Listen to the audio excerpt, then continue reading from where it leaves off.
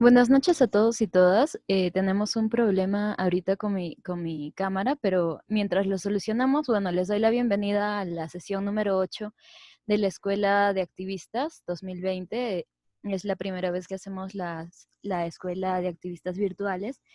Esta sesión está dedicada a un tema que venimos trabajando ya varios años en MOSIC, que es el tema de la Amazonía.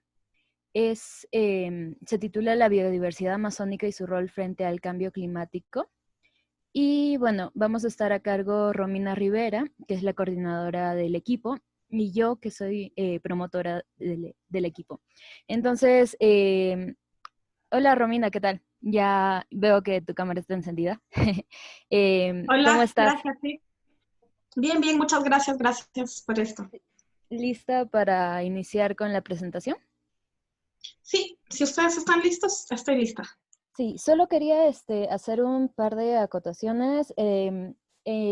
Para las preguntas, por favor, utilizar la parte que dice preguntas y respuestas para que nosotros podamos ubicarlas fácilmente y responderlas. Si desean chatear y, bueno, discutir algunos contenidos ya a lo largo de la sesión, entonces sí pueden utilizar el botoncito de chat. Sin más que decir, te dejo, Romina, para que comiences.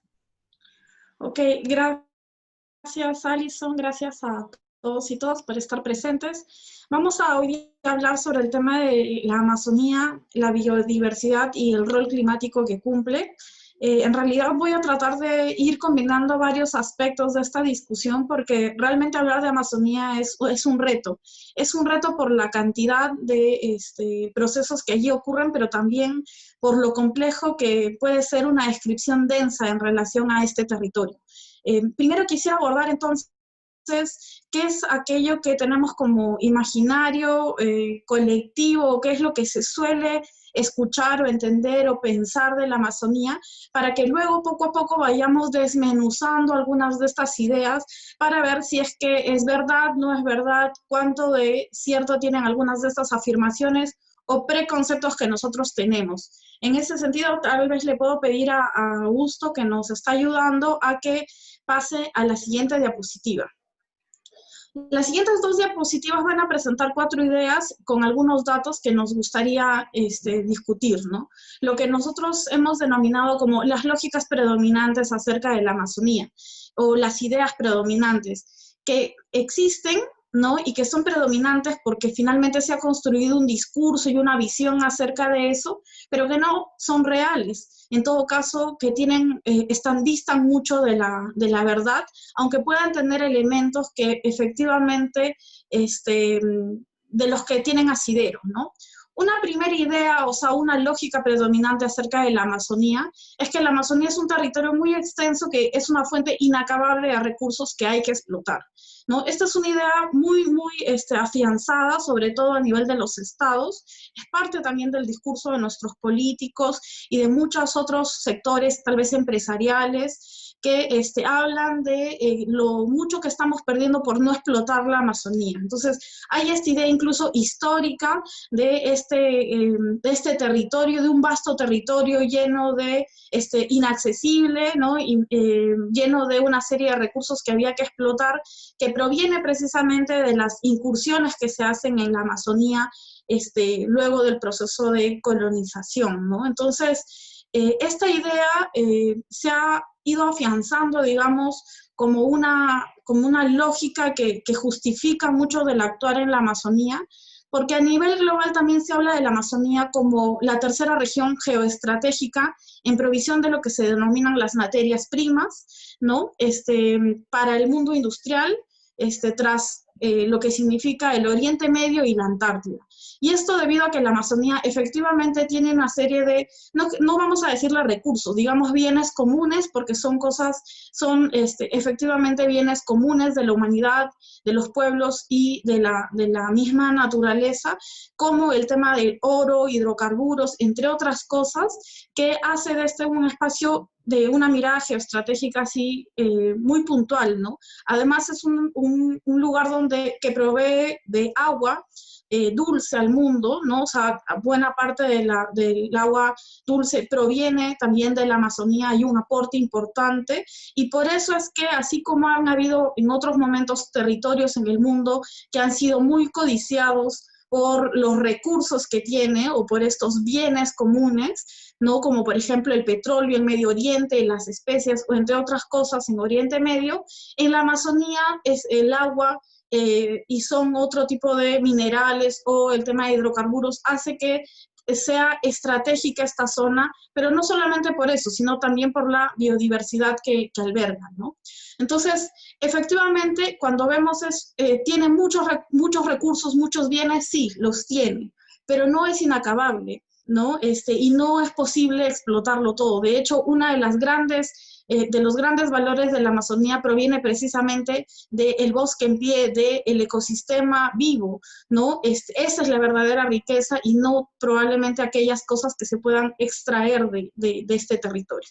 Otra idea sobre la Amazonía que se suele tener es acerca del territorio aislado e inhabitado. O sea, cuando uno mira imágenes de la Amazonía ve grandes espacios verdes, ¿no? Por toda la selva amazónica y algunos ríos que van cruzando esta densidad de bosque, pero en realidad la Amazonía, a pesar de que no concentra tanta población como por ejemplo las ciudades o tal vez la zona andina en nuestro país, en realidad sí es un lugar muy poblado.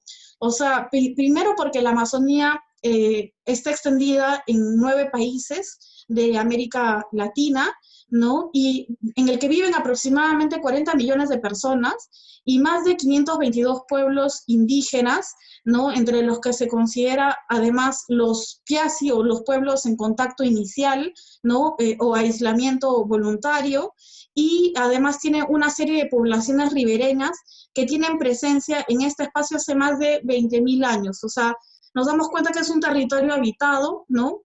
Pero es un territorio habitado que por la característica, ¿no? del territorio geográfica y productiva, entre otras cosas, ¿no? No puede ser más poblado. O sea, solamente una parte de la Amazonía es cultivable y eso obliga a que las poblaciones que han vivido ahí vayan moviéndose en distintos ciclos, ¿no? Para poder alimentarse, para poder vivir. Entonces hay una presencia muy antigua de poblaciones, entonces no es un territorio inhabitado. Probablemente sea de difícil acceso, ¿no? Ahí esta relación con lo de aislado, pero en realidad es un territorio que ha tenido mucha relación con la historia de nuestros países y es una cosa de la que vamos a hablar un poco más adelante. Siguiente, por favor, Augusto. Entonces, otra de las lógicas que existen mientras Augusto nos cambia la diapositiva es precisamente que es un extenso territorio de selva uniforme, ¿no? Sabemos, es como un gran espacio de un bosque verde que nos parece a todos desde arriba o incluso puede parecernos muy general, muy común, digamos, pero en realidad este es un territorio que tiene la selva más extensa del mundo, ¿no? 7.500.000 kilómetros cuadrados, y en sí mismo la cuenca amazónica, ¿no? Proporciona alrededor, decimos, el 20% del agua dulce que está incorporada a los océanos y alrededor del 50% de la biodiversidad mundial y 1/3 de las especies de árboles en el planeta. Entonces, en realidad, por más que nosotros veamos, lo que veamos es verde, en ese verde hay una cantidad, ¿no? Inimaginable de especies, de plantas, de insectos, de animales, y como hemos visto, también de pueblos. Entonces, evidentemente es un extenso territorio, pero no es necesariamente uniforme. Así nuestra vista, a primera vista, nos parezca lo contrario. Y luego otra idea de la Amazonía es que la Amazonía es un territorio que necesita un desarrollo, o sea, que está subdesarrollada, que no está desarrollada y que incluso está habitada por pueblos que se han quedado en otras épocas. Esta es una falsa concepción, ¿no? Primero porque en realidad, como decimos, estos pueblos son pueblos que habitan históricamente y que además han ido migrando muchas más personas a la Amazonía, y no es necesariamente un territorio que necesite un tipo determinado de desarrollo, pero que sí ha sido en todo caso perjudicado por las formas de desarrollo modernas, ¿no? Que se entienden como las comodidades de la ciudad, ¿no? De lo que podría pensarse como comodidades de la ciudad, y que más bien este territorio que se extiende en 9 países, decíamos Brasil, Bolivia, Colombia, Ecuador, Guyana, lo que es la Guyana francesa, que no es sino una colonia de Francia en América Latina, Perú, Surinam y Venezuela, ¿no? Este extenso territorio lo que necesita es una mirada propia de lo que significa el desarrollo, ¿no? Las tierras amazónicas representan entre el 50 y el 100% de la superficie de estos estados, dependiendo del caso. Pero entonces lo que nos damos cuenta es que la lógica de desarrollo actual, ¿no? Ha marginado a la Amazonía, ¿no? Y la ha condenado a ser simplemente un espacio en el que se piensa extraer recursos, pero que no es consultado acerca de lo que significa el desarrollo. Entonces, luego vamos a ir siguiendo la discusión alrededor de eso. Entonces, ¿qué cosa es la Amazonía? Esa es una pregunta compleja, pero ¿qué cosa es la Amazonía? Siguiente, por favor, Augusto. La Amazonía, como nosotros la entendemos y la presentamos, es que es una entidad compleja, diversa y plural. Y precisamente es posible que estas dos palabras, como diversa y plural, sean dos de las mejores definiciones alrededor de la Amazonía, porque efectivamente tiene una diversidad asombrosa y es plural porque tiene una serie de expresiones culturales, una serie de expresiones organizativas, ¿no? Entre otras cosas que son intensamente dinámicas, ¿no? Y además muy, muy interesantes. Entonces, la Amazonía en realidad es una entidad compleja. No es un solo territorio, no es un territorio uniforme, no es un territorio aislado, es una entidad compleja que tiene vida, ¿no? Y esa vida es efectivamente muy, muy diversa. Sí, seguimos, por favor. Entonces, para explicar esto, yo quisiera decirles que nosotros en el MOSIC hace como un par de años editamos un librito que se llama La Amazonía Peruana y el Cambio Climático, que ha sido un documento producido por Ernesto Raes, que es miembro del MOSIC, que es un investigador, un docente y un ecólogo muy respetado, muy conocido y muy querido por nosotros. Y en él planteaba esta idea que a mí me parece genial porque yo creo que rescata muy bien la posibilidad de mirar y entender a la Amazonía. Y él lo que nos planteaba era lo siguiente, y es que la Amazonía es evidentemente una entidad compleja en la que convergen y se superponen 3 espacios-tiempo, ¿no? En este bioma amazónico. Y él nos propone cuáles son estos 3 espacio-tiempo bajo los cuales nosotros podemos entender la Amazonía. El primero es la cuenca hidrográfica, porque una cosa es la selva amazónica que nosotros vemos, pero luego está el alcance de lo que es la cuenca hidrográfica, que es mucho más extensa incluso que la selva, y alcanza partes incluso andinas, ¿no? Entonces hay toda una generación ahí alrededor de vida que genera este bioma amazónico, y esta es una primera mirada para entenderlo. Vamos a desarrollar esto en las siguientes diapositivas. Una segunda mirada está relacionada a la biodiversidad, ya que hay 14 grandes divisiones ecosistémicas y una gran asamblea, dice Ernesto, de especies biológicas. Una gran asamblea que convive, que tiene una dinámica, ¿no? En este territorio. Y finalmente, una tercera dimensión es lo que se conoce como la historia colonial y republicana, porque es verdad que en los últimos 200 años ¿no? De la República Peruana, pero también desde la historia colonial, es decir, desde que América Latina es colonizada, es convertida en una colonia de países extranjeros. Hay toda una lógica y una historia que está muy imbrincada con este territorio y que es necesario revisar, porque no solamente significa momentos en la historia, sino implica también lógicas coloniales que se han ido quedando con nosotros hasta el día de hoy. Vamos a seguir en estas diapositivas, entonces, a la siguiente, para que podamos explicar un poco mejor de qué se trata esto.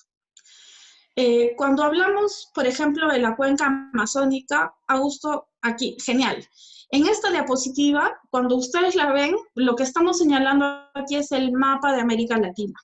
América Latina, como ustedes ven, es bastante extenso y todo este borde morado, esa es la dimensión de la cuenca amazónica. Esta cuenca amazónica, como decíamos, abarca 9 países y es bien interesante porque tiene sus rasgos dominantes y nacimiento geográfico y geológico, ¿no? Pertenecientes en los Andes. Siguiente, por favor. Y ya, disculpen, antes de que lo cambies, Augusto, si puede, aunque aquí también se ve, ya no cambies, en esta diapositiva también se ve. Sí, la siguiente, por favor, Augusto. Decíamos que el río Amazonas se extiende más de 6.500 kilómetros, ¿no? En América Latina, y tiene más de 1.100 afluentes y subafluentes. Entonces, lo que nos damos cuenta es que la cuenca hidrográfica amazónica realmente es muy amplia, es muy extensa, y además involucra varios ríos, ¿no? Afluentes, ¿no? Y ríos que depositan también sus aguas en el río Amazonas. Entonces, es un río evidentemente muy rico, ¿no? En sí mismo, y que además genera una vida también muy rica, porque es un río además que lleva una serie de minerales, ¿no? Una serie de otros elementos. Los ríos en sí mismos son también mundos y muy interesantes de explorar. El río amazónico, el río Amazonas y los ríos amazónicos son muy, en ese sentido, muy, muy ricos, ¿no? Y es muy extenso. Como ustedes verán, hay partes incluso del río, de la cuenca hidrográfica que se extienden a la zona andina. O sea, no solamente es lo que abarca las regiones amazónicas, sino que está extendido más allá de lo que podemos ver. El recorrido más extenso lo hace en el Brasil, pero su origen está en los Andes peruanos, ¿no? De hecho, hay un estudio que ahorita no lo tengo a la mano, pero que nos explica que el río Amazonas nace precisamente, por ejemplo, en una región que parece tan distante como Arequipa, ¿no? Así que yo les invito a buscar información alrededor de esto, porque nos damos cuenta entonces que los territorios están muy, muy interrelacionados, muy conectados. Nos damos cuenta también en ese sentido que el caudal fluvial del Amazonas tiene periodos de alza. Y esto es muy importante, por ejemplo, entre meses de abril, mayo, junio, ¿no? Porque lo que es normalmente el caudal se triplica por la cantidad de lluvias, ¿no? Que existen en estos periodos de tiempo, y que generan que el caudal del río sea mucho más intenso, mucho más grande, ¿no? Nos dice que de 70.000 metros cúbicos pasa a casi 300.000, o sea, más que triplica en realidad su caudal. Esto ha venido siendo modificado también por el cambio climático. Cuando uno habla con los pueblos amazónicos, nos cuentan siempre ellos de una época del año en el que los ríos además son muy ricos en peces, que por ejemplo, en el caso del pueblo Guajún, los pueblos Guampís, hablan de lo que se llama el Mijano, que es una época en que hay tanto caudal del río, hay tantos peces, que las poblaciones se abastecen de ello, ¿no? Nos damos cuenta además que los ríos amazónicos han sido una histórica vía de acceso, en algunos casos la única hasta el día de hoy en muchos lugares, así que nos damos cuenta que tiene una importancia muy, muy grande en ese sentido.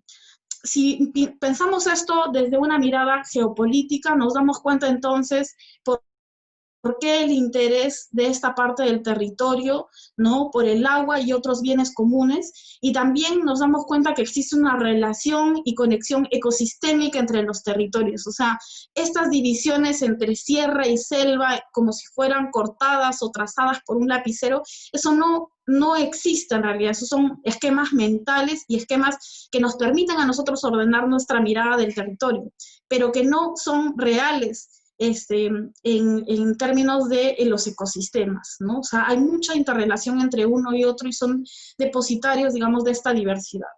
Siguiente, por favor. El segundo espacio-tiempo que nos propone Ernesto para entender la Amazonía es precisamente la biodiversidad ecosistémica, o sea, las 14 grandes divisiones ecosistémicas que en el caso del Perú se reconocen. Yo solamente aquí estoy hablando del Perú, no estamos hablando, digamos, de la Amazonía en general, pero yo les he puesto un mapa de la Amazonía general para que ustedes lo vean.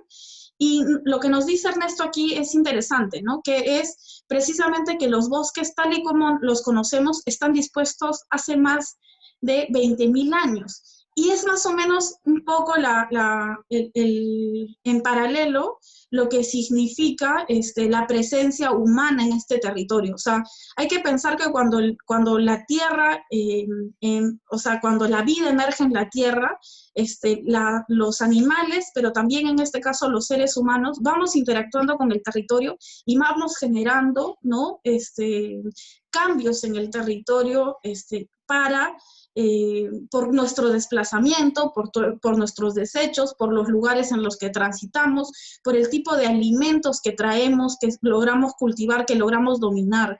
Entonces, la Amazonía se ha ido transformando también en los últimos 20.000 años en relación con las especies, entre ellas con la especie humana, ¿no? Y nos damos cuenta, siguiente por favor, que esto es en el caso de la Amazonía, esto es realmente importante, porque escuchaba alguna vez una charla en la que decían que en un árbol de la Amazonía peruana había más hormigas, más tipos de hormigas y más hormigas de lo que había en determinados países. O sea, para que nos demos cuenta de la cantidad de vida que eso significa. Ahora, la Amazonía, dice, ocupa solamente un 5% de la superficie del planeta, pero alberga el 10% de todas las especies y plantas conocidas. Ahora, cuando decimos conocidas es porque en la Amazonía, que es un territorio que poco ha sido, o sea, ha sido muy poco investigado científicamente en comparación a otros territorios, la verdad es que es muy amplia la diversidad de flora y fauna, ¿no? De plantas, de animales que existen. Me decía una vez un investigador que era imposible que el día de hoy algún investigador científico pueda tener una certeza de cuántos tipos y especies animales o de plantas existían por la diversidad que esto significaba. Después, según la Organización del Tratado de Cooperación Amazónica, este es el hábitat de más de 2.500 peces, más de 1.500 aves, 550 reptiles y 500 millones de especies de mamíferos, por lo menos, que más o menos se conocen y se mapean, ¿no? Contiene alrededor, además de unas 40.000 especies de plantas, el 50% de las que existen, o sea, de las que conocemos como humanidad, y según el Fondo Mundial para la Naturaleza, muchas de las cuales estas son medicinales y son muy endémicas en la zona, es decir, que aparecen y desaparecen de acuerdo a las condiciones del territorio, son muy afectables por los cambios en el territorio y por eso es que la Amazonía en pie tiene ese valor debido a la diversidad. Sigamos. Una tercera mirada para entender la Amazonía tiene que ver con la siguiente diapositiva, Augusto. Tiene que ver precisamente con la historia colonial y republicana, ¿no? Y si ustedes ven este mapa que yo les estoy poniendo aquí, lo que nos damos cuenta es que tiene una serie de colores. Cada uno de estos colores representa cosas distintas. En algunos casos, bueno, yo no he puesto la leyenda porque era muy amplia, pero gráficamente lo que quería expresar acá era que ustedes se den cuenta de la cantidad de cosas que ocurren en el territorio amazónico. Y estas no están mapeando todas, estas lo que están mapeando son grandes proyectos, ¿no? Mineros, de hidroeléctricas, ocupaciones, concesiones mineras, concesiones forestales, concesiones de otro tipo, hidrocarburíferas, ¿no? Y poblaciones que viven en la Amazonía. Entonces, como ustedes se darán cuenta, hay una intensa actividad humana en la Amazonía, que lo que hace es superponer diversos ciclos económicos, sociales, culturales, ¿no? Que emergen en este territorio. Y eso es muy complicado de manejar porque entonces finalmente hace de este territorio, así como se va modificando con la actividad humana para bien, es decir, va creándose vida y se van extendiendo las especies, entre otras cosas, también hace de este un espacio muy, muy vulnerable.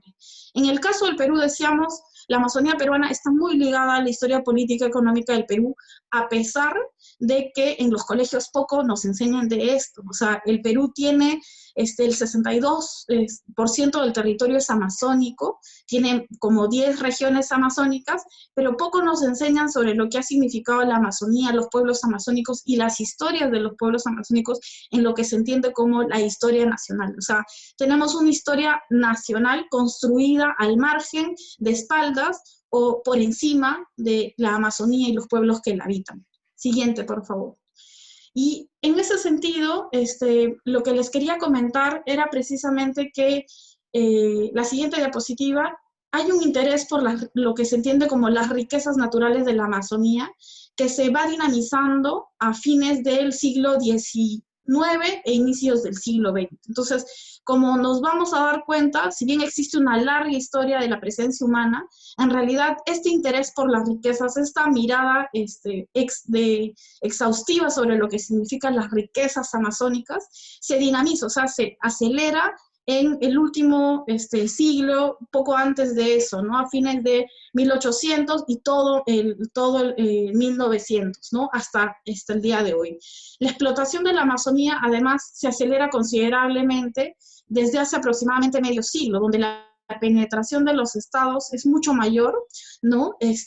Pero además también desde que más o menos en los 80s, 90s, nuestros estados son implementados como herramientas del mercado neoliberal para, ¿no? Una serie de para el mercado global. O sea, en realidad nuestros estados han sido modificados, sus estructuras, para que sean cada vez más pequeños, supuestamente para un tema de eficiencia, y que dejen al mercado global que se regule y que exista, ¿no? Entonces tenemos un estado que se ha ido modificando. La lógica estatal el día de hoy no es la misma que teníamos hace 50, 70 años. Y eso ha venido ocurriendo a partir de 1980 hasta el día de hoy, donde lo que tenemos básicamente es un Estado capturado en muchas ocasiones por intereses económicos privados, externos, de multinacionales, entre otros, ¿no? Y también de mafias, o sea, de mafias ilegales, como el tema de la minería, la tala, entre otras cosas, ¿no?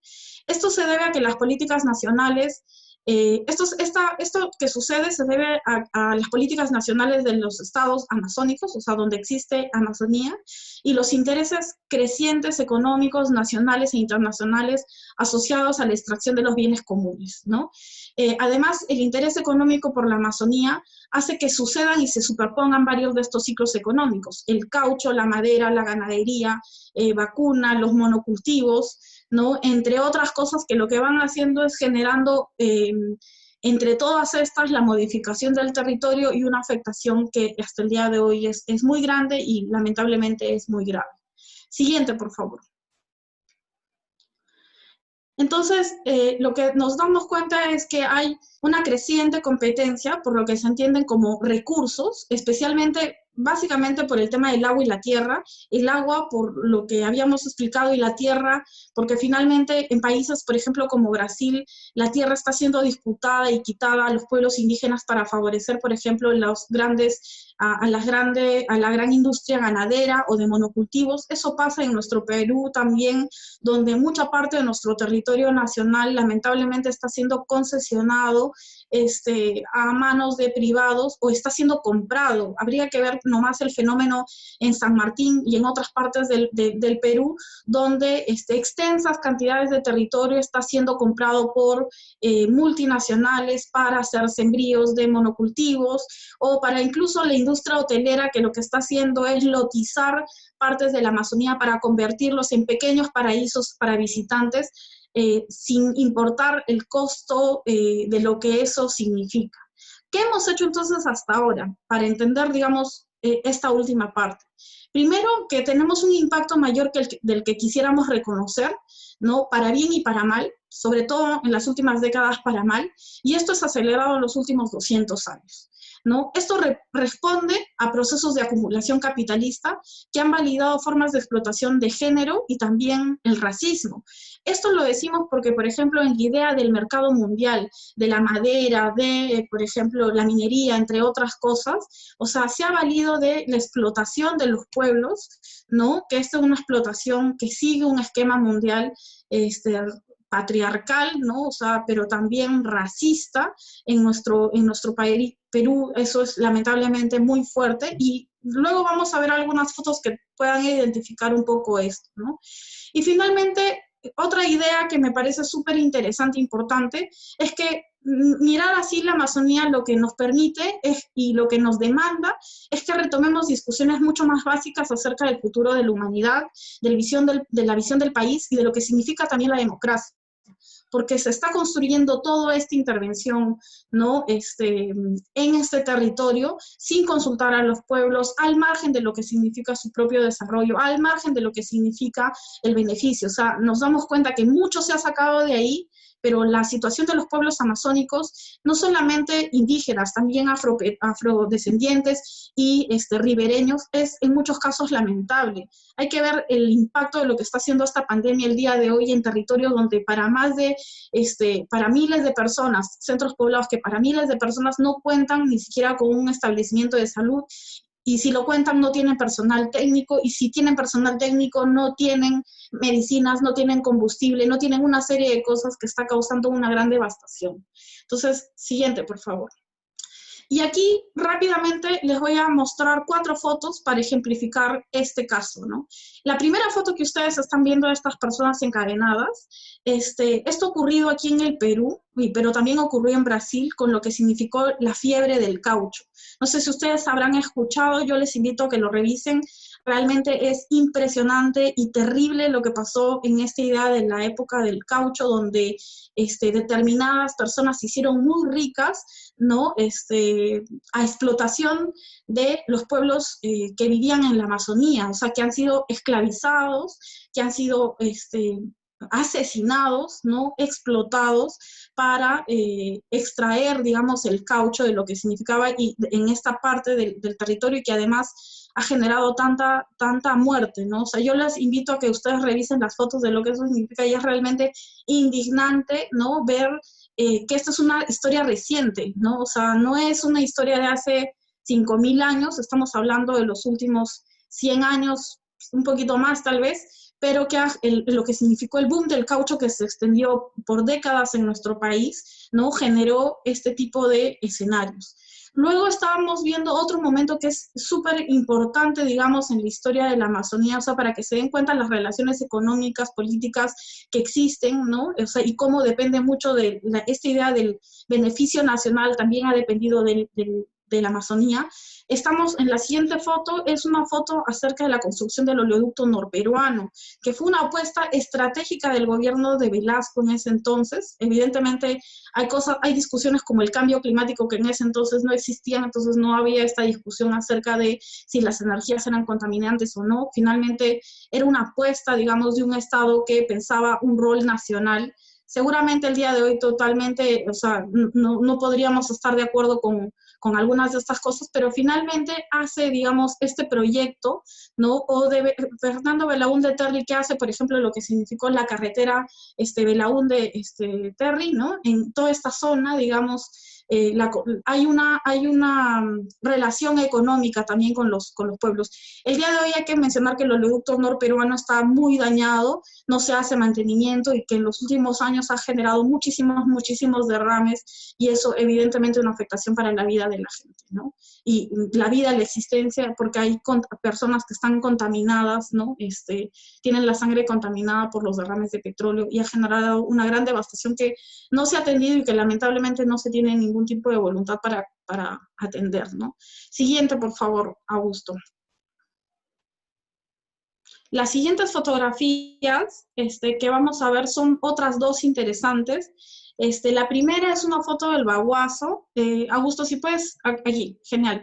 Es una foto de lo que se denomina el Baguazo, que en realidad fue una lucha de años de los pueblos amazónicos por derogar unos decretos legislativos que afectaban la propiedad del territorio amazónico, que atentaba contra sus intereses, ¿no? Que los despojaba aún más de sus territorios, y esa es una lucha que se desarrolla con mucho tiempo. O sea, la gente cree que lo que fue el Baguazo fue un día, el 5 de junio del 2009, cuando en realidad fueron protestas y diálogos y mesas de diálogos, intentos de cambiar esto durante más de año y medio, que lamentablemente culminó en un 5 de junio con lo que eso significó. Es un marco, un antes y un después también para muchos pueblos amazónicos en la actualidad, porque es uno de los hechos recientes de mayor, es una tragedia, digamos, en las últimas décadas, en relación a esto, porque murieron personas, porque se reveló el racismo con el que el Estado y los gobernantes miraban esta parte del territorio y a los peruanos que viven aquí, o sea, llamándolos ciudadanos de segunda categoría, entre otras cosas, ¿no? Y luego, si ustedes ven al costado, es una imagen de lo que significa el día de hoy, esto que se entiende como otros extractivismos, nuevos extractivismos, díganle como quieran. La verdad es que son grandes industrias que están precisamente en el territorio para continuar la explotación que se ha marcado, ¿no? Aquí, como ustedes verán, es un territorio deforestado para el sembrío de palma aceitera. Siguiente, por favor. Muy rápido, entonces, en la siguiente diapositiva, lo que les quiero presentar aquí es una visión para que ustedes se den cuenta cómo es que nos vamos formando, ¿no? Nos dicen entonces que en el Perú el territorio está dividido en tres grandes áreas, ¿no? La costa, que es la franja más delgada y amarilla, que es una parte, la sierra, ¿no? Y la Amazonía.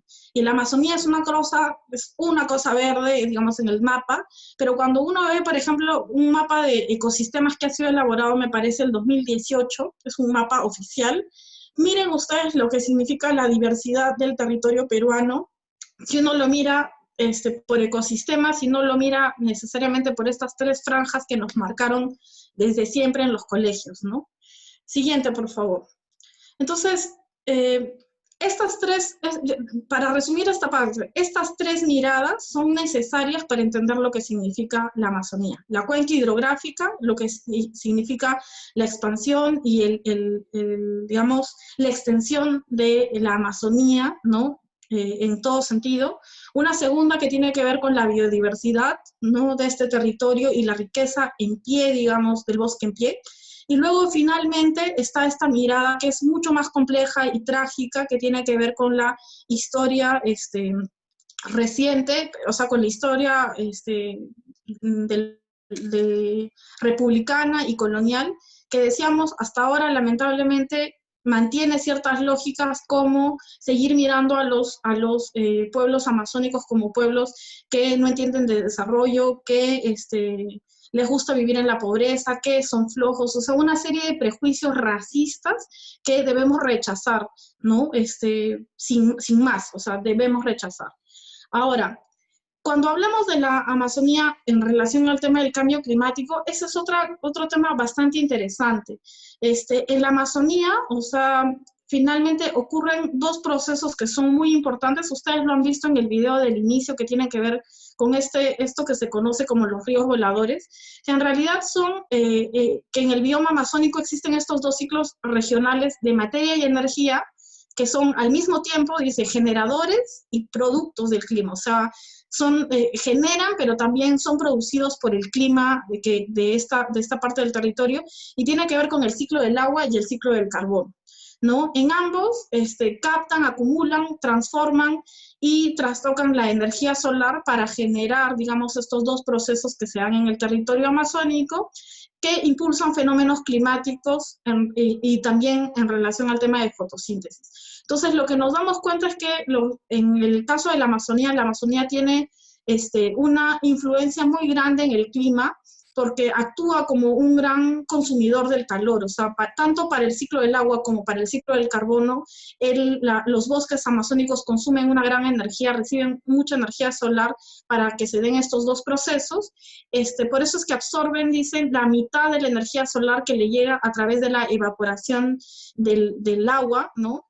Mediante la absorción del agua en las raíces de los bosques amazónicos, ¿no? Y esto además también se libera con el vapor, ¿no? Con lo que se conocen los ríos voladores, que no es sino el agua que ha sido capturada, trasladada de las raíces hacia las copas de los árboles y finalmente transpirada, ¿no? Por los árboles para convertir en vapor de agua que con los vientos van a llegar a la zona andina, ¿no? Generando además una serie de fenómenos climáticos como las nubes, la lluvia, la neblina, entre otras cosas. Quienes hayan visitado la Amazonía pueden dar fe de que hay momentos que llueve muy fuerte, después sale el sol muy fuerte, ¿no? Y se siente se siente el calor, digamos, o sea, después de las lluvias es muy fuerte el calor, ¿no? Porque precisamente se está transformando todo esto en vapor que uno lo va sintiendo, ¿no?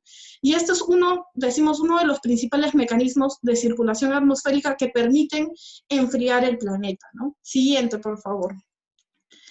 Este ciclo está muy bien ilustrado, digamos, en este librito que les comentaba, que lo pueden descargar en la web del MOSIC, que tiene que ver con estos dos ciclos.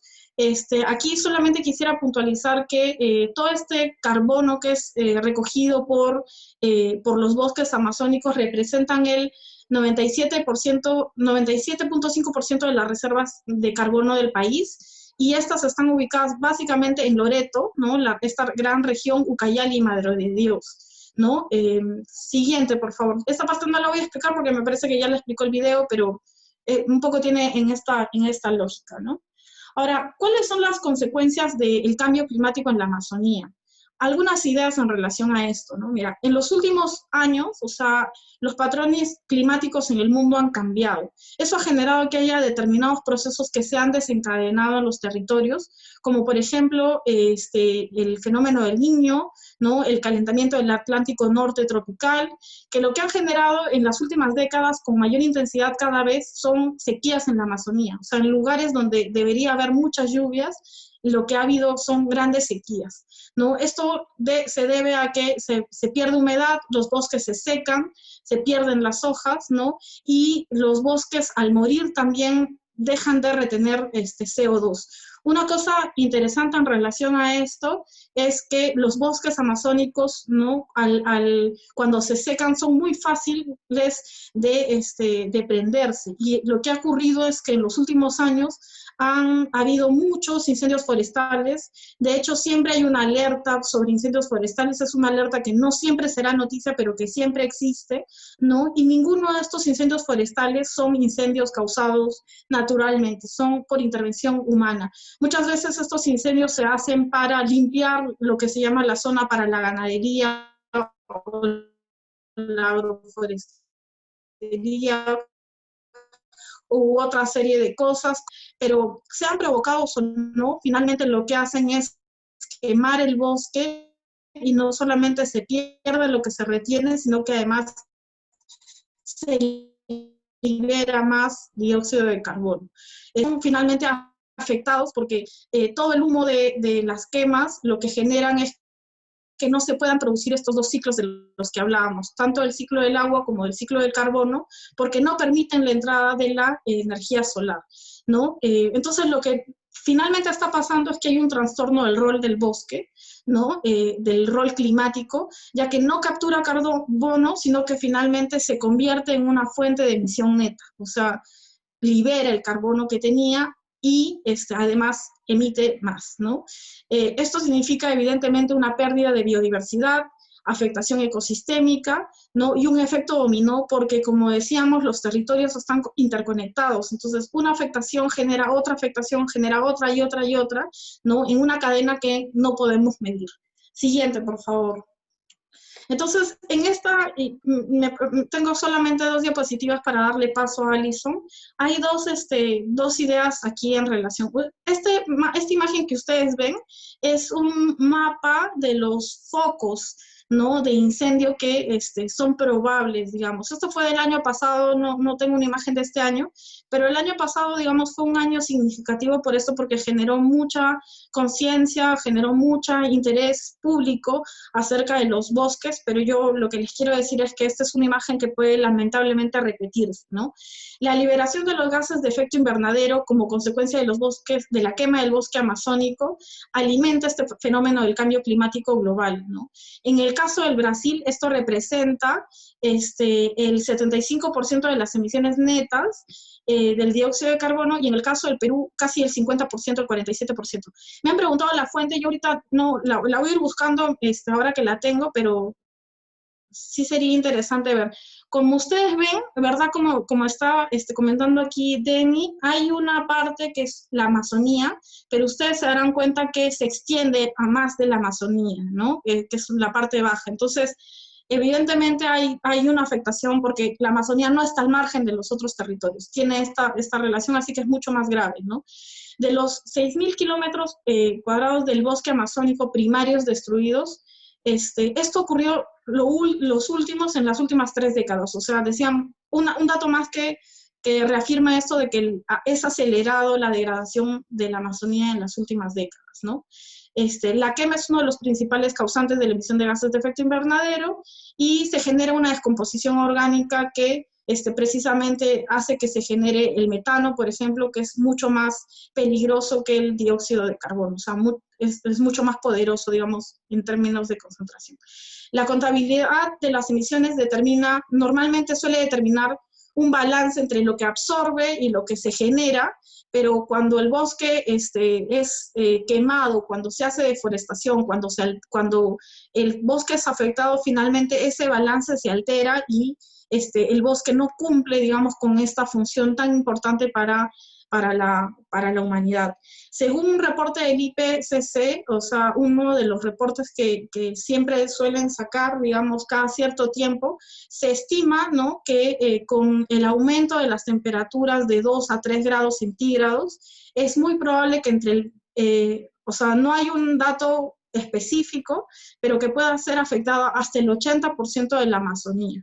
Eso nos indica que no es, un poco conversaba yo una vez con un amigo, me decía, no, mira, bueno, mientras el cambio climático se acelera, yo me iría a vivir a la Amazonía. Entonces es un poco la conciencia como si la Amazonía fuera a ser una burbuja que no va a ser tocada, cuando lo que nos damos cuenta es que por esa interrelación que tiene con los territorios, en realidad su degradación va a ser muy amplia, muy rápida y muy lamentable, porque es una amenaza para todos nosotros, ¿no? Siguiente, por favor. Y finalmente vamos a pasar a una parte que Alison la va a exponer, que tiene que ver con las amenazas. Yo aquí he enumerado una lista de lo que significarían estas amenazas, pero yo quiero contextualizar esto ahora que Alison las explique tal vez. ¿Por qué? Porque en estos momentos nosotros estamos en una crisis que se está desatada por la pandemia. Y no es una crisis solamente de salud, es una crisis también económica, ¿no? Que se está generando alrededor del mundo. Una de las tesis para reactivar la economía es que precisamente tenemos que echar mano de todo lo que tenemos y que tenemos que hacer una serie de proyectos que generen que el mercado vaya moviendo el dinero, entre otras cosas, y entonces hay que darle paso a la minería, hay que darle paso a los hidrocarburos, hay que darle paso a una serie de las plantaciones, ¿no?, de bosque, que incluso a veces el MINAM reconoce, por ejemplo, el tema de la palma aceitera como prácticas o sea, de reforestación, cuando en realidad no lo son. Entonces, nos damos cuenta que hay una serie de amenazas que en este contexto son mayores. ¿Por qué? Porque incluso en el gobierno peruano hace poco se ha aprobado 2 cosas que son muy, muy preocupantes. La primera es este plan de reanudación económica, reactivación económica, que lo que ha hecho es que ni la minería, ni los hidrocarburos, ni otros tipos de actividades, porque aquí no hay industria, finalmente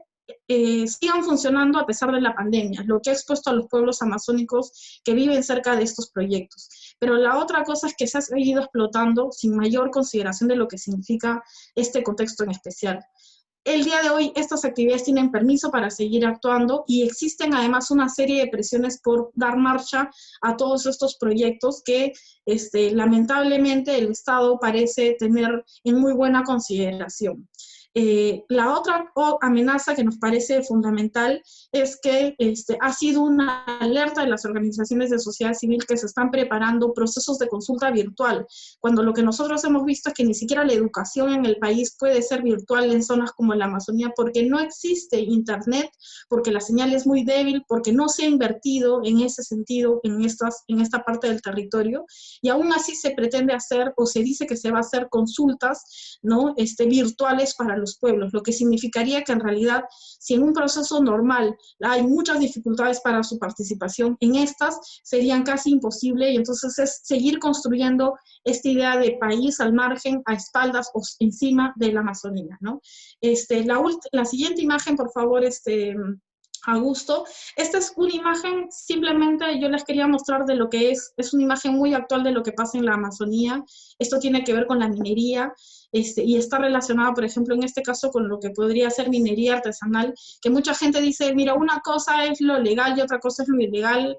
En realidad, en nuestro país eso está demostrado que no existe esa diferencia. En realidad, ambos, tanto lo legal como lo ilegal, se nutren y son dependientes uno del otro. Finalmente, no es posible, ¿cómo se saca el oro, por ejemplo, que se saca en la Amazonía si no es por las compañías legales, ¿no?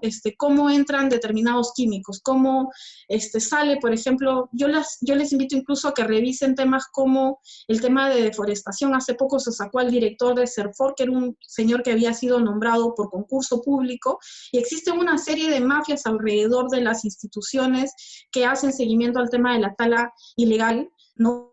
Que finalmente lo que demostró es que había un caso en específico de una la policía intervino un cargamento de madera, ¿no? Que tenía todos los papeles oficiales del Estado, ¿no? Pero que en realidad estaba basado en datos falsos, ¿no? Y el Estado, lamentablemente, en algunos casos defendía este negocio de la madera diciendo que los documentos eran oficiales, pero en vez de cuestionar que los documentos, siendo oficiales, estaban basados en información que no existía, o sea, que había sido inventada y que estaba haciéndose pasar por oficial. Entonces, nos damos cuenta que hay una serie de procesos que se están dando en el territorio a los que tenemos que ponerle ojo. Y la última diapositiva, Augusto, es que después les voy a comentar acerca de una Asamblea Mundial por la Amazonía que se está preparando para el 18 y 19 de julio, ¿no? Pero eso lo podemos compartir luego, y creo que con esto yo termino y le doy pase a Alison para que pueda también conversar parte de lo que se había preparado para ustedes el día de hoy. Gracias. Gracias, Romina. Le pediría a Augusto que pase la siguiente diapositiva. La siguiente, por favor. Bien, yo quería retomarla desde este panorama de la Amazonía peruana, poniendo algunas cifras para que después ustedes también puedan revisarlas en el Canopy. Y es esto que había mencionado Romy. El 60%, el 62%, por ahí las cifras varían, pero más del 60% del territorio peruano es amazónico. Y está ubicado en 11 regiones del Perú. En estas 11 regiones viven 51 pueblos indígenas reconocidos por el Estado peruano que se organizan en comunidades nativas. Entonces, yo quería resaltar esta parte porque es muy importante y que retoma esta idea de las lógicas que se tienen desde la capital, desde las ciudades, de decir que la Amazonía a veces es lo último, el espacio vacío, pero no. Existen 51 pueblos indígenas reconocidos por el Estado peruano, de los cuales incluso más de 15 grupos de estos pueblos indígenas todavía no tienen contacto o son llamados pueblos en aislamiento y contacto inicial porque tienen sus propias lógicas de vida dentro del bosque. ¿Sí? Entonces, otro dato que quería dejarles es que son aproximadamente 68 millones de hectáreas que tiene la Amazonía peruana, y de estas hectáreas cada año se pierde un aproximado de 150,000 hectáreas de bosque por diferentes motivos, tanto legales como ilegales, y que al final terminan agravando el tema de deforestación y de degradación. Siguiente, por favor, Augusto. Bien, entonces las alertas en el bosque. Existen dos procesos que se llaman degradación y deforestación. Muchas veces se habla bastante del tema de deforestación, pero se deja de lado el tema de degradación. Bueno, estos dos procesos son los que acaban con el bosque.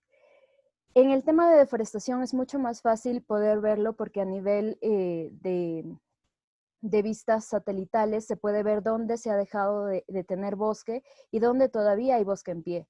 El problema es que puede que este bosque en pie alrededor de las zonas donde han dejado de existir bosque, no se sabe si es que está bien o no. La degradación es un proceso según el cual el bosque ya no está cumpliendo las funciones ecosistémicas de agua, de biodiversidad. Han dejado de existir especies vegetales, especies animales, y si no se toman medidas adecuadas, termina llevando a la deforestación, es decir, a que se elimine totalmente la cobertura vegetal que permite todos estos sistemas que ya Romina ha explicado en láminas anteriores. Siguiente, por favor, Augusto. Bien, yo quería dejarles este mapa también, que es sacado de Geobosques, que es uno de los portales del Estado para ver cómo va el tema de la Amazonía peruana. Este es el último dato que se tiene y como verán solo está desde el 2001 hasta el 2018. Del 2019 todavía no se tiene información.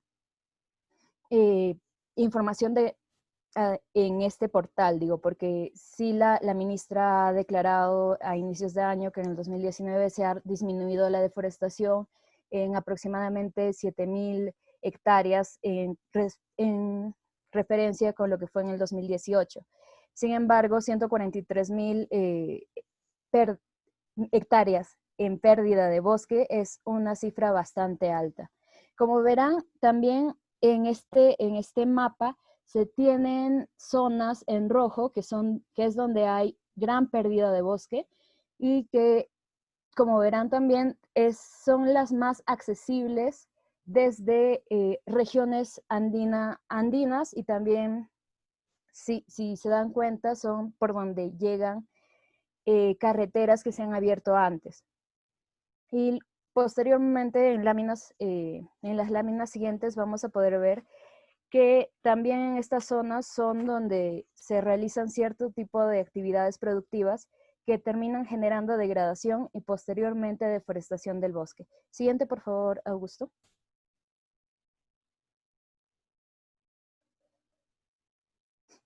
Bien, como Romina estaba diciendo antes de terminar su presentación, existen amenazas y actividades dentro del bosque que responden mucho a estas lógicas de discriminación, de pensar que el bosque está vacío o que es un área que se puede explotar. Y son lógicas también bastante capitalistas. Bueno, capitalistas. En la primera imagen podrán ver una imagen de las estaciones de Petroperú que están en la Amazonía. Estas estaciones vienen, bueno, la explotación petrolera viene desde hace 50 años y, y una de las consecuencias es la degradación. ¿Cómo? Mediante los derrames de petróleo. La segunda imagen representa esto. En los últimos 20 años, desde el 2000 al 2019, se tienen datos de que han habido más de 450 derrames en distintos puntos de la Amazonía, específicamente en la Amazonía Norte, que es donde se ha construido el oleoducto norperuano, y también tienen distintas causas. Algunas son por corrosión, que es decir, que no se ha hecho el mantenimiento adecuado. ¿Qué es lo que pasa con esto? El bosque, como bien se ha explicado antes, tiene una dinámica, es prácticamente un ecosistema en sí.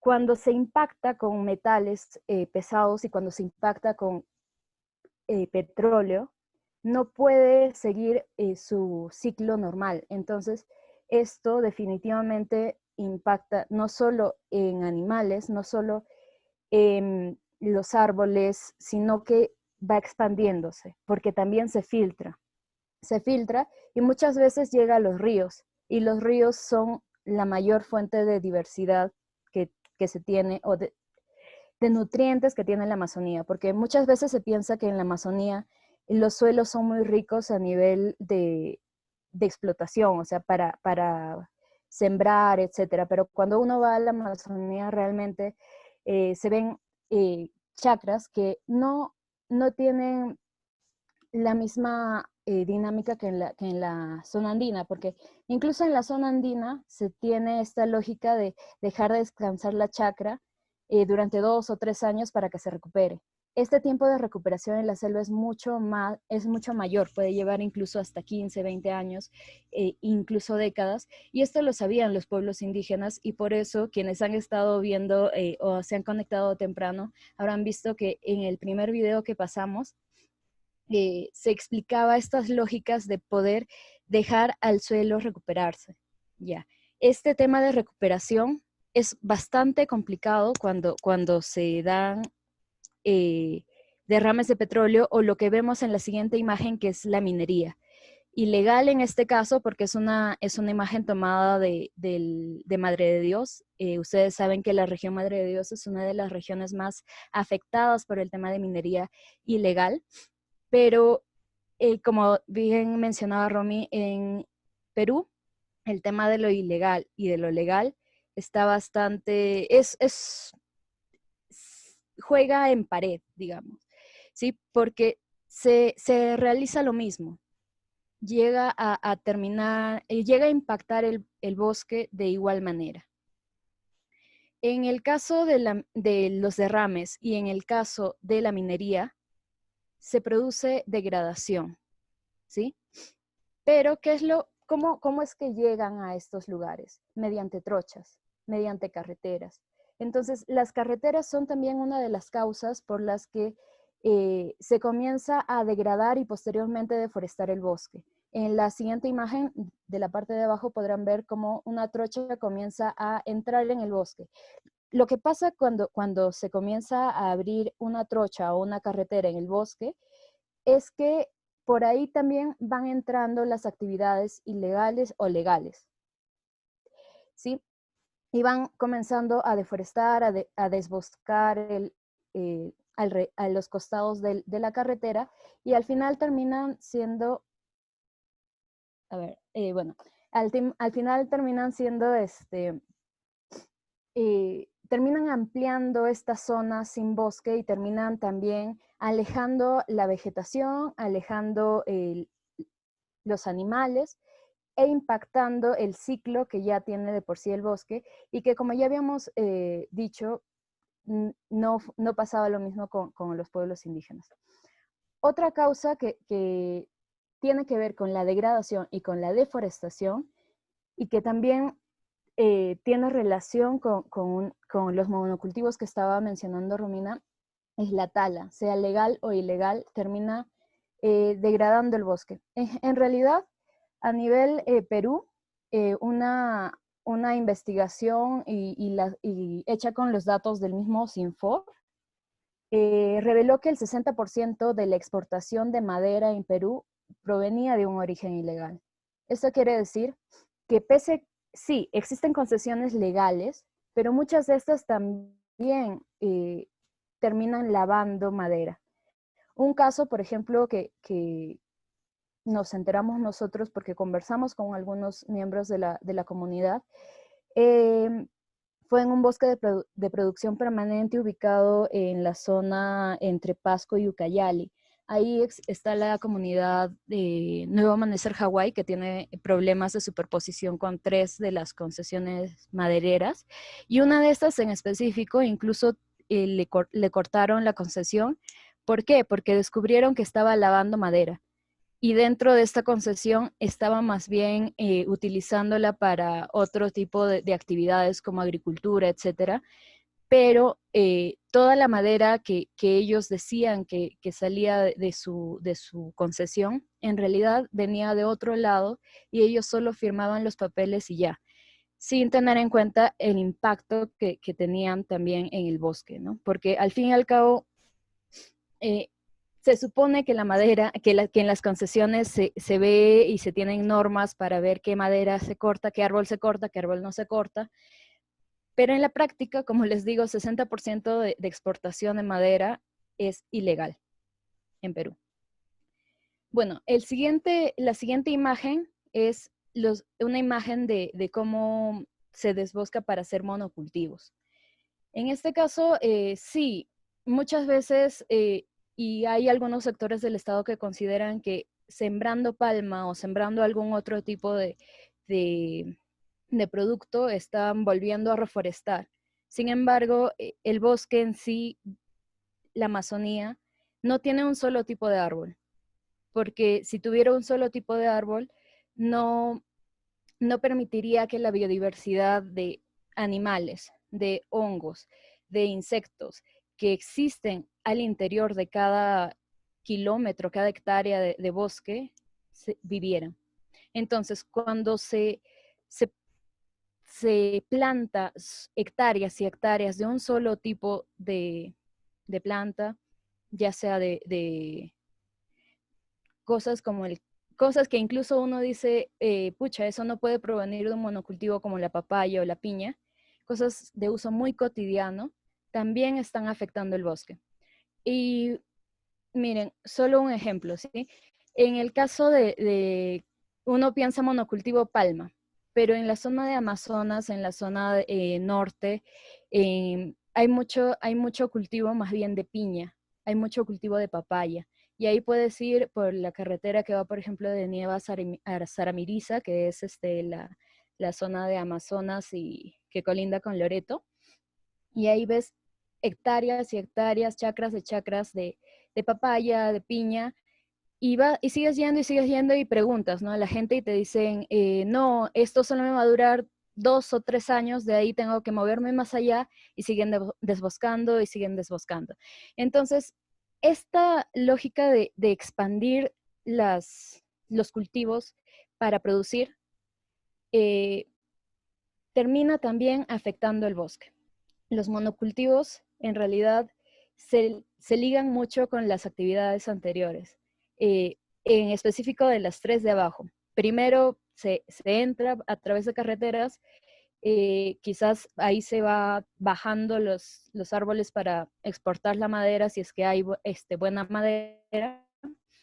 Y una vez que ya no hay árboles que estén por ahí, plantamos y metemos chacra y vamos colonizando así la selva, que era una de las ideas que se tenía y que todavía persiste en algunos sectores, tanto del Estado, y no hablo solo del Estado a nivel nacional, sino a nivel regional, ¿no? Eh, de que se tiene que colonizar la selva, de que es una tierra ociosa en manos de los pueblos indígenas, y vamos a ver que no es así en las posteriores láminas. Siguiente, Augusto, por favor. Augusto. Bueno, antes, ok. Antes de entrar a iniciativas promisorias, quería poner dos ejemplos más de cómo se impacta el bosque y en general en la Amazonía. Y una de ellas era el tema de las megainfraestructuras. El problema con las megainfraestructuras es que están pensadas desde una lógica de ciudad, desde una lógica urbana, y muchas veces no consideran que el territorio es impactado por cualquier cosa que hagas, ya sea a nivel positivo o a nivel negativo, ¿sí? Entonces, en el caso de a nivel negativo, por ejemplo, les pongo el caso de la línea de transmisión Moyobamba-Iquitos, que es un proyecto que ahorita me parece que está en pausa, que tenía la idea de llevar electricidad de Moyobamba, que está en San Martín, a Iquitos, poniendo armando una gran infraestructura que cada kilómetro más o menos iba a tener unas zapatas gigantes que necesitaban por lo menos 500 metros a los costados de desbosque. Entonces, ¿para qué? Para llevar electricidad de frente a la ciudad de Iquitos. ¿Cuál era el problema? Uno, afectaba los territorios de los pueblos indígenas que iban en el camino, afectaba a esos pueblos porque a nivel económico les quitaba el sustento, que era el bosque, pero también no les permitía y no les iba a llevar desarrollo. Desarrollo entre comillas, ¿no? Porque ellos mismos lo dijeron, ¿no? No les iba a llevar electricidad, ellos iban a seguir sin electricidad y también iban a seguir sin bosque. Y por último, iba a permitir este gran desbosque que iban a hacer construyendo esta gran infraestructura, iban a permitir que entren otras personas por ahí, porque también es lo que sucede. Algunas personas van a construir la carretera, pero luego terminan asentándose por ahí, viendo que supuestamente es un área libre, y terminan con estas lógicas muchas veces urbanas o andinas, terminan haciendo lo mismo, cultivo extensivo o cultivo sin una lógica territorial de volver o dejar que la tierra se regenere, etc. Entonces, ese es el problema con las grandes infraestructuras. Y lo otro que quería decirles, y que es realmente una de las conclusiones a las que llega un estudio reciente sobre degradación y deforestación, es que las políticas que permiten que se impulse más el tema extractivo, el tema de monocultivos, de agroindustria, y también que la gente comience a poblar sin control las supuestas áreas sin población de la selva, también afectan y promueven la degradación y la deforestación. En el Canopy seguro les van a colgar el link de este estudio también, está en inglés para los que lo quieran leer, pero es bastante interesante porque es uno de los pocos estudios que agarra esta como una causa de la degradación y la deforestación y por ende el incremento del cambio climático, las políticas que impulsan este tipo de actividades. Bien, entonces, entre las iniciativas promisorias que nosotros creemos para la Amazonía, está el incrementar la superficie continua de tierras silvestres protegidas, incluyendo ecosistemas amazónicos terrestres y acuáticos. Esto es el tema de áreas naturales protegidas, ¿sí? La segunda es el incrementar la superficie continua de territorios titulados indígenas bajo efectivo gobierno indígena. Sobre este punto voy a hablar en las siguientes láminas, porque se ha demostrado muchos estudios, incluso 2 o 3 sacados este mismo año, demuestran cómo es que en las áreas que son controladas por pueblos indígenas, hay menos deforestación y menos degradación que en otras áreas, incluso en las áreas naturales protegidas. ¿Sí? Y como tercera iniciativa promisoria, creemos que es incrementar la superficie de tierras y aguas amazónicas degradadas o deforestadas en proceso de remediación, neutralización, remoción de sustancias tóxicas, rehabilitación o restauración. Y con estas tierras degradadas o deforestadas o impactadas, también nos referimos al tema de los derrames que estábamos viendo, la minería legal e ilegal, y por supuesto el poder reforestar o tratar de remediar las áreas que tienen todos estos metales pesados. Siguiente, por favor, Augusto. Bien. Esto lo he sacado de un estudio que me parece muy interesante, que es hecho por la Iniciativa para los Recursos y Derechos. En este estudio, es un estudio global en realidad, que incluye a Perú, por eso también ese me parece interesante. Y da un panorama de cómo y quiénes son los que realmente son los que luchan contra la deforestación y contra el cambio climático. Y nos dice que a nivel de 64 países se tiene 693.061 millones de toneladas métricas de carbono que son administradas por pueblos indígenas y lo que ellos llaman comunidades locales, que en el caso, por ejemplo, de Brasil son los quilombolas y en el caso de Colombia son los palenques, que bueno, posteriormente si gustan les puedo dar alcance sobre eso. Pero también este gráfico es bastante interesante porque dice que Sudamérica tiene la mayor cantidad de reservas de carbono bajo tierra. ¿Y por qué es importante esto? Estas cantidades y estos números. Porque cuando uno tala un árbol y cuando se deforesta, estas toneladas métricas de carbono, este carbono almacenado se libera a la atmósfera y termina impactando también el cambio climático, acelerándolo, etc. ¿Sí? Según la Academia Nacional de Ciencias de Estados Unidos, nos dice que si todo este carbono se queda bajo tierra, si las áreas degradadas y deforestadas comienzan a ser remediadas, a ser reforestadas, solo con que se haga eso, ya estaríamos reduciendo en 60% la emisión de gases de efecto invernadero al 2030 y podríamos conseguir que se alcance la meta del 1.5 que pone el Acuerdo de París, ¿no? Es sumamente importante entender entonces cuál es la relación entre el carbono almacenado, entre la necesidad de dejar de deforestar y la necesidad de reforestar, de tener verdaderos planes para que se reforesten y se remedien estas tierras que ahorita han perdido bosques, ¿no? Siguiente, por favor, Augusto.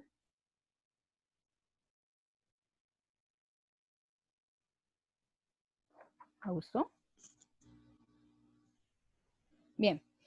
Y yo les decía que que es importante entre las iniciativas promisorias que se titule y también hayan más tierras en manos de comunidades, en manos de pueblos indígenas. ¿Por qué? Porque muchos estudios han estado demostrando que por lo menos en los últimos 20 años, las tierras que han estado bajo control de pueblos indígenas, de comunidades locales, han permitido o han mostrado menor deforestación. Por ejemplo, el último estudio que ha salido, que fue como hace 2 semanas, en el que participan investigadores del Instituto del Bien Común, demuestra que entre el 2000 y el 2015 prácticamente se deforestó en total como 1.9 millones de hectáreas, pero solo el 17% de deforestación de estas hectáreas fue en territorio de comunidades nativas. Yo pongo acá en la lámina una cifra que he sacado del estudio que les comentaba anteriormente, que es sobre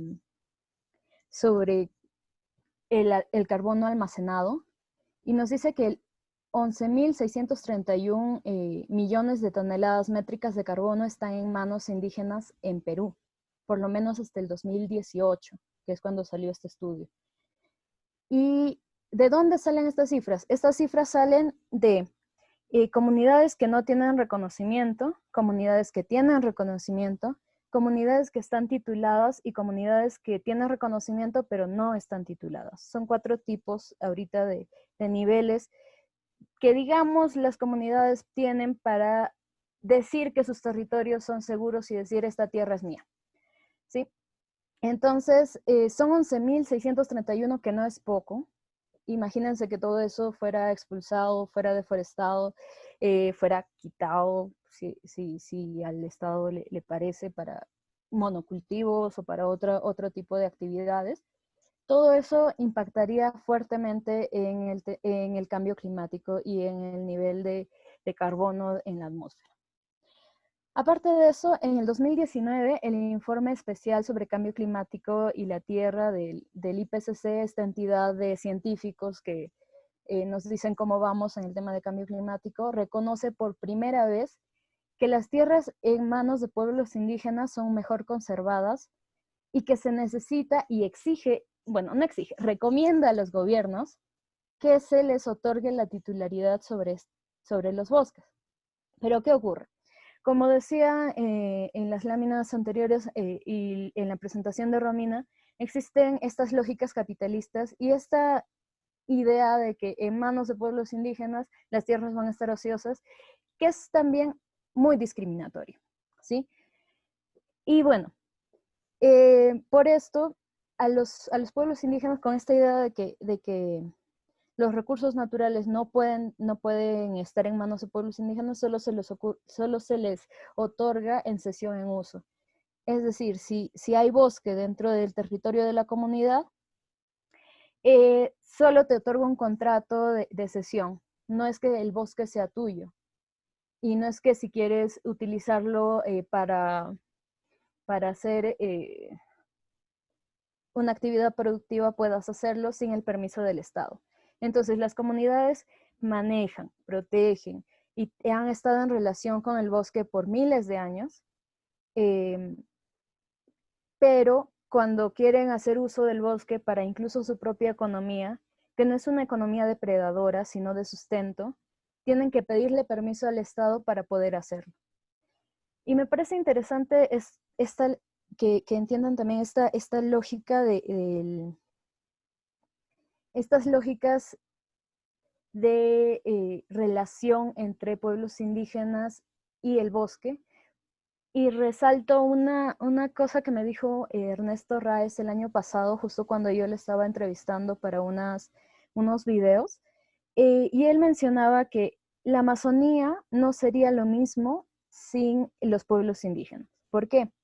Porque aparte de que ellos viven del bosque, el bosque es su mercado, el bosque es de donde sacan para hacer su casa, etc., también han modificado el bosque, han creado bosque incluso en otros lugares, han hecho que ciertas plantas que no crecían a cierto nivel de altitud crezcan ahí.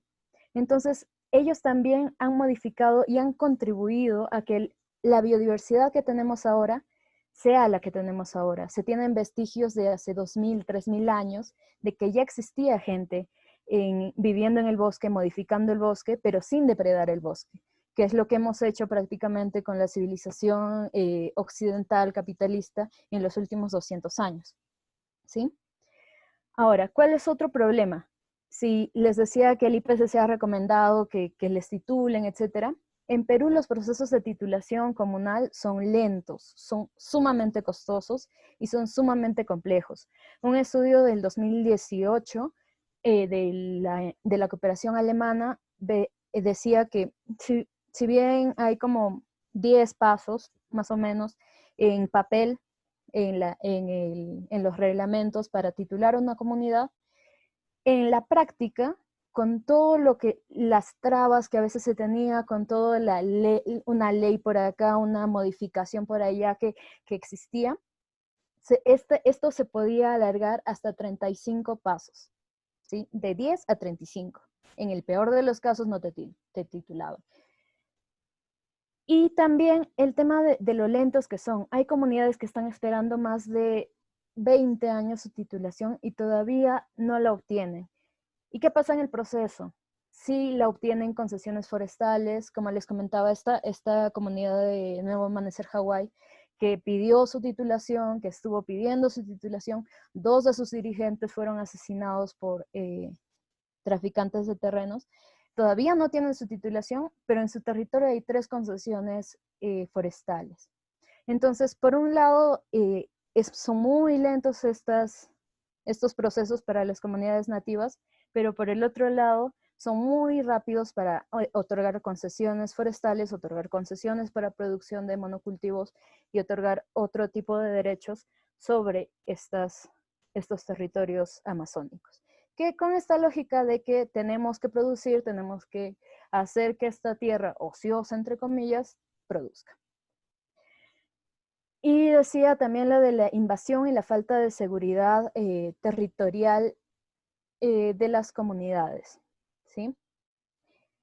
Y les decía que sí, pues existen estas cuatro categorías de que si tienes título, que es cuando estás supuestamente totalmente protegido, ¿no? Porque tienes tu título, tienes tu papel de que te dice que esa tierra es tuya. Si estás reconocido, si no estás reconocido. Entonces, se ha demostrado, y muchos de los dirigentes lo dicen y lo recalcan, que aunque tengas tu título, esto no necesariamente dice que vas a estar seguro. Porque por ahí viene una ley que te dice que si abandonas la tierra para que se recupere unos 4 o 5 años, puede pasar a dominio del Estado.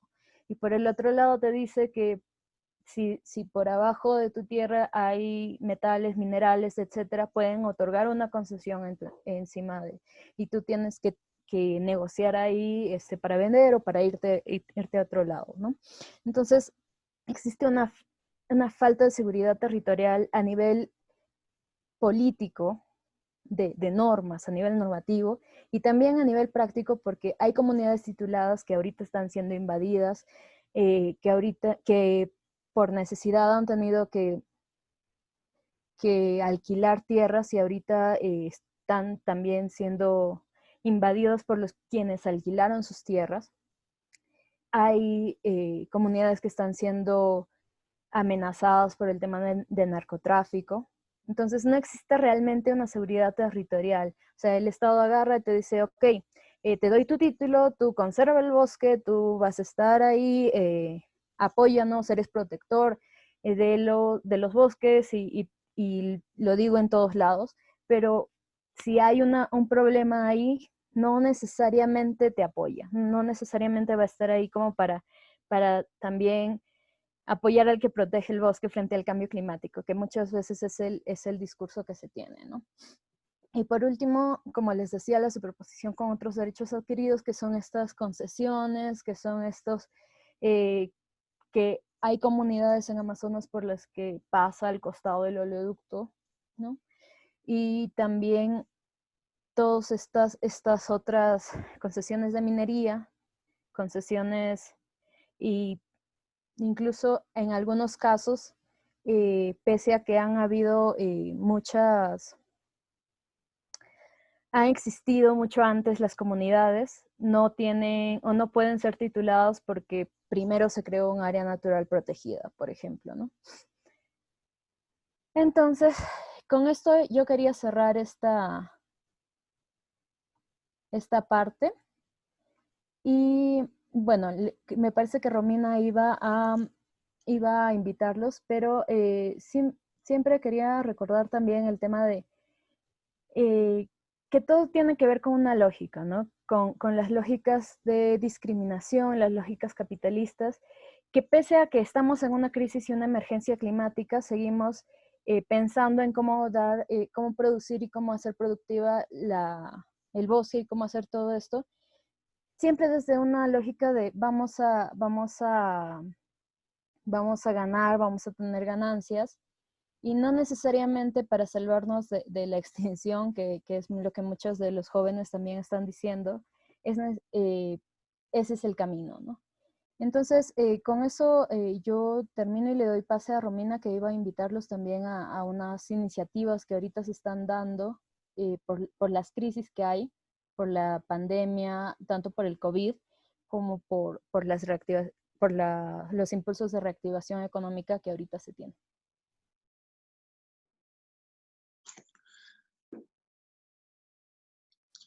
Sí, gracias, Ali. Tal vez antes vamos a tener que responder brevemente algunas de las preguntas que han estado enviando los los compañeros aquí. Tengo algunas que me han hecho llegar. Una está en relación, por ejemplo, al tema del acuerdo de Escazú,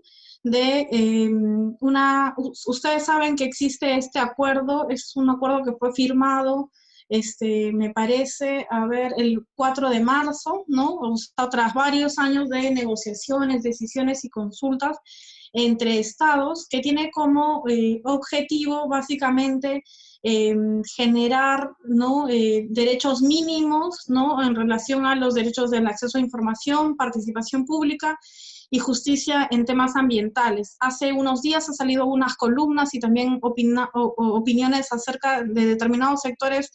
Uno de ellos, un ex canciller de Fujimori, que el día de hoy es comentarista en televisión, que es Tudel, entre otros, que lo que mencionaban es que era una pérdida de soberanía nacional. En realidad el acuerdo de Escazú es un acuerdo que está siendo firmado por varios países precisamente porque se reconoce que existe una situación de vulnerabilidad en relación al tema ambiental, tanto en términos de justicia, de acceso a información y de protección y defensión a los defensores y defensoras. Y en realidad este es un acuerdo que sí, nosotros creemos que debería ser firmado por el Estado peruano, creemos que la soberanía, o sea, hay muchas cosas que están afectando al día de hoy la soberanía y no es necesariamente un tratado que busca estos temas el que la afecta realmente, ¿no? Entonces me parece que es más bien el interés de determinados sectores de tergiversar el contenido de un acuerdo que puede ser muy importante en relación,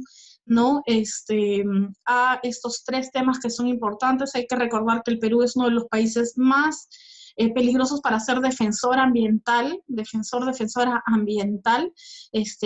Durante la pandemia han habido ya, me parece, 3, 4 muertes, ¿no? En relación al tema. Entonces, no podemos, no, un discurso que asusta en relación sobre la soberanía no debería poder engañarnos frente a las necesidades urgentes que se tienen por resolver estos temas, ¿no? Que además hay que decirlo, finalmente es un tema legal, o sea, mientras, a pesar de, aún si se firma el acuerdo de Escazú, yo estoy segura de que seguiremos batallando muchos y muchas porque se cumpla, porque esa es una cosa que tiene nuestro Estado, que firma una serie de convenios pero no los cumple.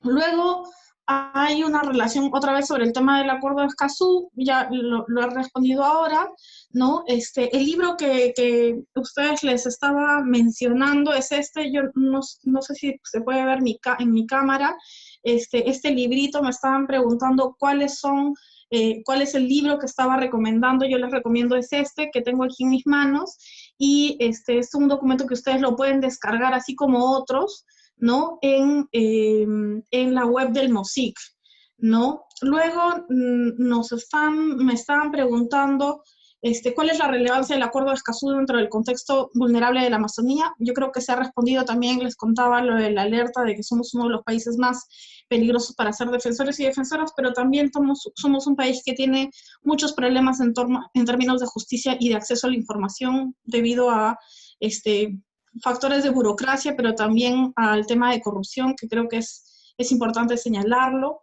Nos preguntan si es bueno que se hagan nuevas carreteras o no.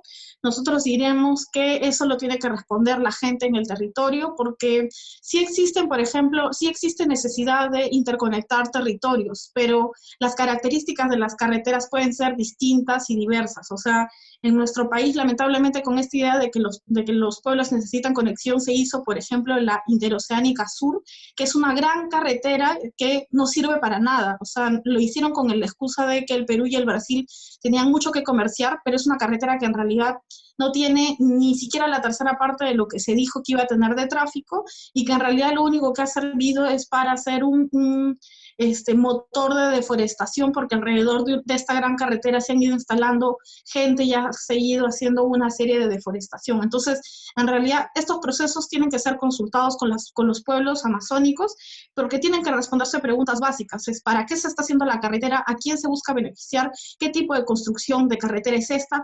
Etcétera, etcétera, ¿no? O sea, existen otras alternativas. El río, por ejemplo, ya les hemos comentado que es una vía de acceso muy importante, entre otras cosas. Nos preguntan también sobre la visión del desarrollo. Una vez más, creemos que esa debe ser una discusión muy amplia porque no todos pensamos de la misma manera, de la misma manera acerca de lo que significa el desarrollo. Para unos, desarrollo puede ser que yo, por ejemplo, me vaya a hacer mis estudios en otro país y luego regrese, entonces pueda tener una casa, un carro, etcétera, y viajar cada cierto tiempo, ¿no? Puede ser desarrollo para algunos pensar en una ciudad que tiene edificios inteligentes, entre otras cosas, pero el desarrollo también puede ser para otros vivir en tranquilidad con la naturaleza, o sea, la gente en la Amazonía tiene una valoración muy alta también por el ecosistema porque entiende que hay una relación directa entre el ambiente y ellos mismos, entonces evitan degradarlo, ¿no? Y tienen una serie de dificultades porque efectivamente han ido creciendo, ha habido más migración y también hay una serie de problemas más estructurales. Pero en general lo que corresponde es una visión dialogada, ¿no? De lo que significa el desarrollo y que implica otros marcadores de éxito que no necesariamente son bienes, sino que puede ser el tener un ambiente sano, ¿no? El vivir con tranquilidad, el tener que trabajar solamente las horas necesarias para lo que se necesita vivir y no necesariamente autoexplotarse como hacemos a veces en la ciudad bajo la idea del desarrollo, ¿no? Entonces hay que problematizar qué significa el desarrollo. Nos preguntan cuál sería una alternativa para las personas que tienen monocultivos.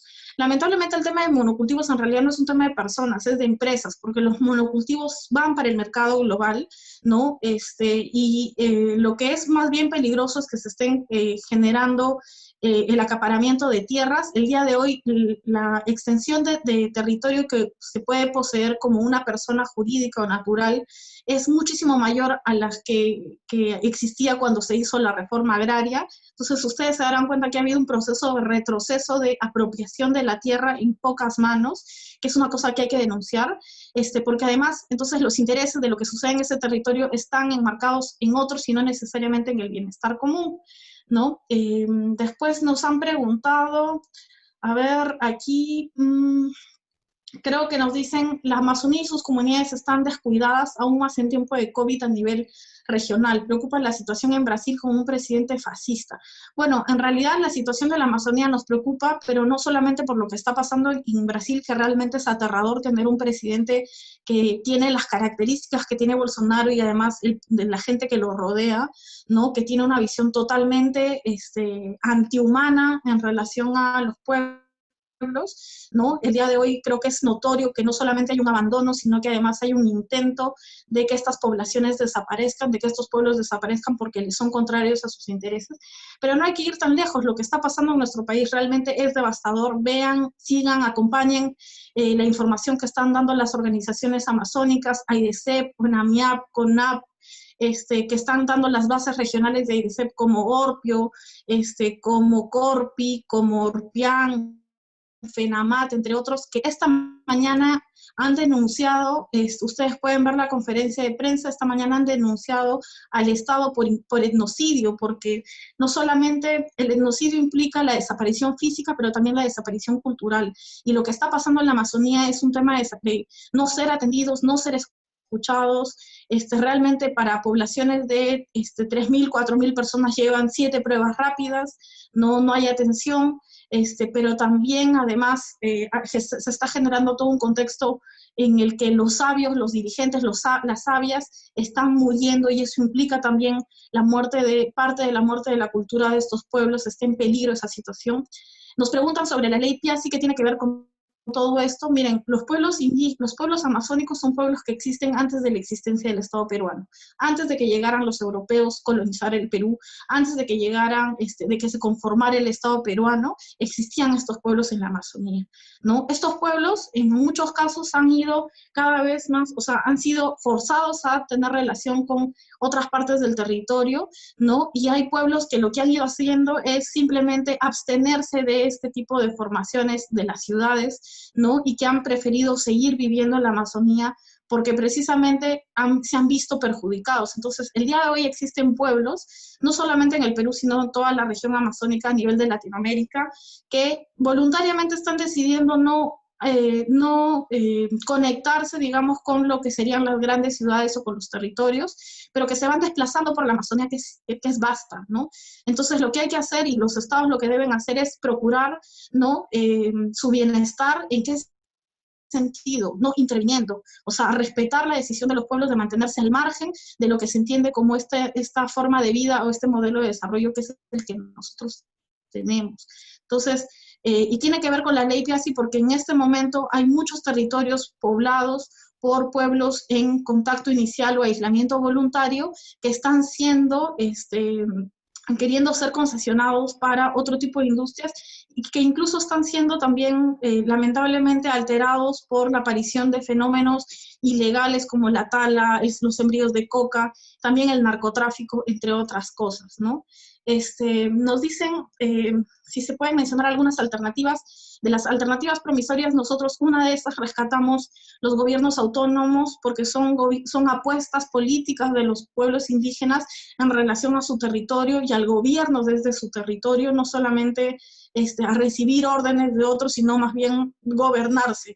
No implica que se quieren salir del país, pero sí quieren ser entendidos como una organización política propia, con características territoriales, con características culturales que deben ser respetadas y que yo creo particularmente que contribuyen a lo que significa el entendimiento de una democracia plural para todos y todas, ¿no? Nos han preguntado alguna web que reúna especialmente todos estos abusos. En realidad hay un montón de páginas que ustedes pueden revisar, algunas más especializadas que otras. Nosotros tratamos de ayudar a la información, pero ustedes pueden revisar muchas. Yo particularmente sugiero que sigan a las páginas de las organizaciones indígenas, porque finalmente ellos son sus propios voceros, no necesitan voceros ni que otros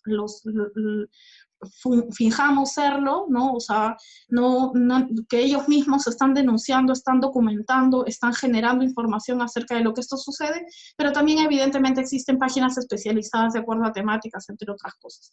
¿Cuál sería la solución para atenuar los incendios forestales naturales en las zonas altoandinas?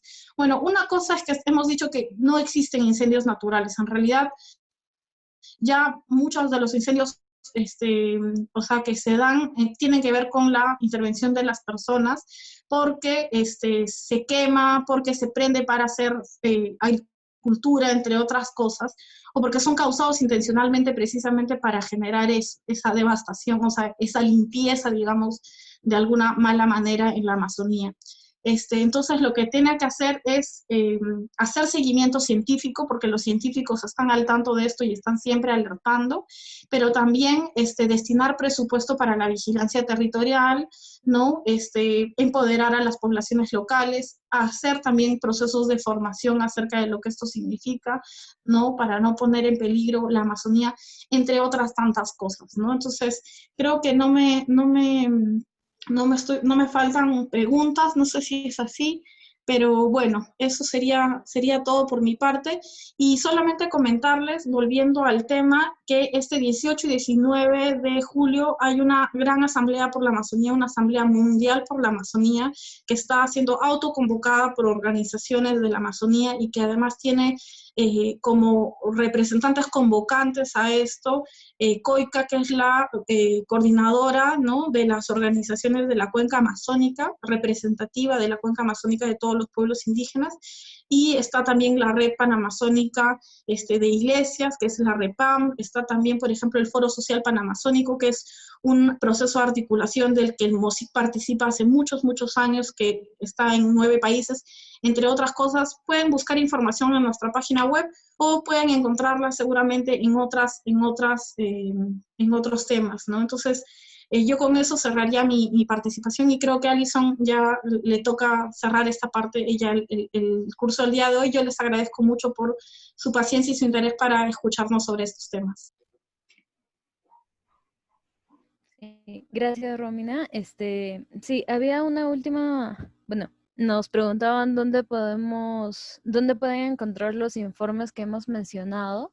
Nosotros los vamos a pasar a los chicos que manejan o que suben las diapositivas y todo al Canopy, y ahí lo van a poder encontrar, ¿sí? Entonces, muchas gracias por haber asistido hoy para el taller de la biodiversidad amazónica y su rol frente al cambio climático.